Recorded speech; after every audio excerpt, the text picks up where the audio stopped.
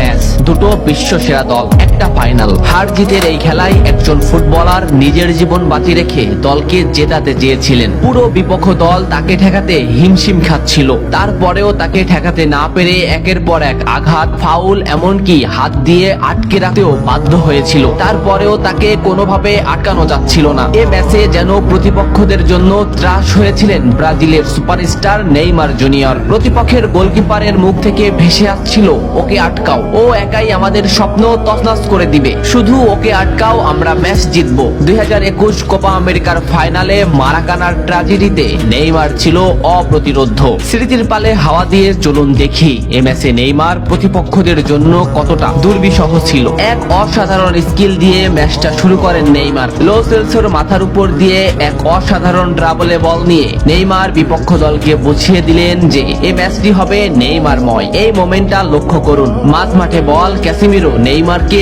বল দিল। এই মোমেন্টে পিছন থেকে দি বল, সামনে থেকে আর্জেন্টিনার আরেকটি খেলোয়াড় সরাসরি নেইমারের পায়ে ট্যাকেল করলো। এভাবেই চলতে থাকে ম্যাচ। ম্যাচের 12 মিনিটে নেইমারের উপর যে আক্রমণ চলছে তার কিছুটা প্রমাণ মেলে। প্রতিপক্ষের খেলোয়াড়রা নেইমারের প্যান্টি ছিঁড়ে ফেলে, নেইমার সেটা রেফারিকে দেখায়। ম্যাচের 15 মিনিটে আবারও নেইমার বল নিয়ে সামনে আগাচ্ছে, কিন্তু আর্জেন্টিনার একটি খেলোয়াড় তাকে সরাসরি পায়ে ট্যাকেল করে, মাটিতে গড়িয়ে পড়েন তিনি। এত কিছু করেও নেইমারকে তারা আটকাতে পারছিল না। ম্যাচের এই মোমেন্টটা লক্ষ্য করুন, লেফট সাইড থেকে বল টেনে নিচ্ছে নেইমার। এই মোমেন্টে নেইমারকে ঘিরে আসছে প্রতিপক্ষের 4টি খেলোয়াড়। দুটি খেলোয়াড় সরাসরি নেইমারকে পায়ে ট্যাকেল দিলেন, মাটিতে পড়ে গেল নেইমার, কিন্তু নেইমার ঠিকই পাকুয়েতাকে বল দিয়ে দিলেন। ডি বক্সের সামনে নেইমারের পায়ে বল, বলে না হিট করে সরাসরি নেইমারের পায়ে হিট করে ডিপল নেইমারকে ফেলে দিল। ডিপলকে এক সাংবাদিক প্রশ্ন করেছিল, কোন ফুটবলারকে আটকাতে তোমার সবথেকে বেশি কষ্ট হয়েছে? ডিপল নিঃশ্বাস নেওয়ার আগেই বললেন নেইমার। কোপা আমেরিকার ফাইনালে নেইমার ছিল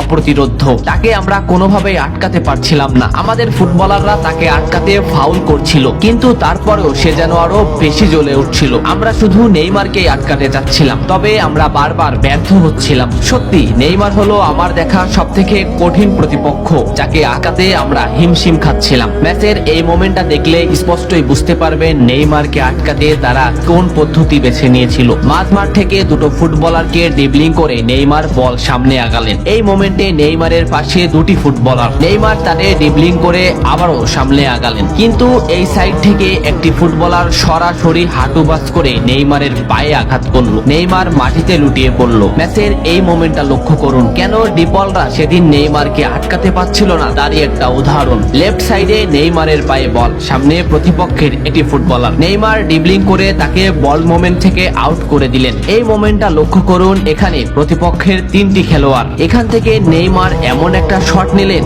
যে রিচার্লিসনের কাছে এমন ভাবে বলটি পৌঁছালো, সে শট করলেই বল গোল হয়ে যাবে। রিচার্লিসন শট নিলেন, কিন্তু মার্টিনেস সে বলটি ঠেকিয়ে দিল। এ ম্যাচে আর্জেন্টিনার গোলকিপার মার্টিনেসও করেছিলেন দুরন্ত পারফরমেন্স, অসাধারণ কিছু সেভ দিয়েছিলেন, যে কারণে ম্যাচের ফলাফল বদলে গিয়েছিল। মার্টিনেসকে একবার জিজ্ঞাসা করা হয়েছিল, কে তোমাদের বিপক্ষে সেরা খেলেছে? মার্টিনেজের এক কথাই উত্তর, নেইমার। কোপা আমেরিকার ফাইনালে আমরা তাকে থামাতে চাচ্ছিলাম, কিন্তু কোনোভাবেই তাকে থামানো যাচ্ছিল না। আমার চোখে সে ছিল অপ্রতিরোধ্য। আমি বারবার আমাদের সতীর্থদের বলছিলাম, তোমরা নেইমারকে থামাও, ওকে থামাতে না পারলে ও আমাদের স্বপ্ন ভেঙে দিবে। আমাদের সতীর্থরা বারবার ব্যর্থ হচ্ছিল। ম্যাচের 65 মিনিটে নেইমার মাঝমাঠ দিয়ে বল টেনে নিচ্ছিলেন। ডিপল তাকে আটকাতে না পেরে প্রথমে তাকে ঘাড়ে আঘাত করলেন, এরপরও না পেরে সরাসরি পায়ে ট্যাকেল করলেন। এই ক্লিপটা লক্ষ্য করুন, এই ম্যাচে নেইমার কতটা অপ্রতিরোধ্য ছিল সেটা বুঝতে পারবেন। মাঝ মাঠে নেইমারের পায়ে বল, নেইমারকে আটকাতে আছে আর্জেন্টিনার একটি খেলোয়াড়। এই মোমেন্টে নেইমারের সামনে আর্জেন্টিনার 4টি খেলোয়াড়। নেইমার এখান থেকে এমন একটা পাস দিবেন যেখানে এই 4টি খেলোয়াড় ফুটবল মোমেন্ট থেকে বের হয়ে যাবে, এবং নেইমারের সতীর্থ এমন স্থানে বল পাবেন যেখান থেকে গোলে শট করলে গোল হওয়ার সম্ভাবনাই বেশি। দেখুন নেইমার শট নিল, পাকুয়েতা এমন মোমেন্টে বল পেল যেখান থেকে শট করলে গোল হওয়ার সম্ভাবনা সম্ভাবনা 100%, কিন্তু পাকুয়েতা শট নিতে পারেনি। এই মোমেন্টটা দেখুন, 1-1-এ নেইমার ভার্সেস ডিপল। সুন্দর একটা ড্রিবলিং এ নেইমারকে আটকাতে ব্যর্থ ডিপল, কিন্তু শেষ মুহূর্তে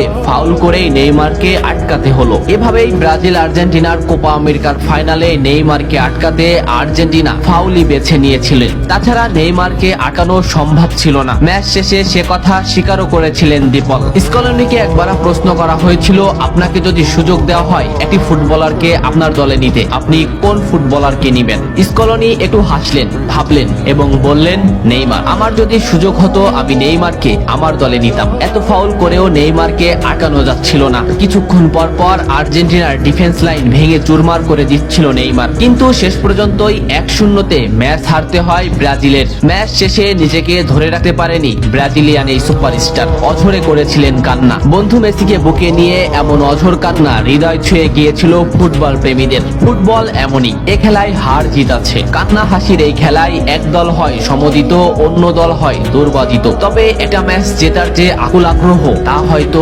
নেইমারকে না দেখলে বোঝা যেত না। সব বাধা বিপত্তি প্রতিরোধ ভেঙে নেইমার যেন এগিয়ে যাচ্ছিলেন, কিন্তু শেষ পর্যন্ত সমীকরণ মেলেনি। আপনি কি কোপা আমেরিকার এই ম্যাচটা দেখেছিলেন? দেখলে কমেন্ট করে জানান। এত সময় সাথে থাকার জন্য ধন্যবাদ।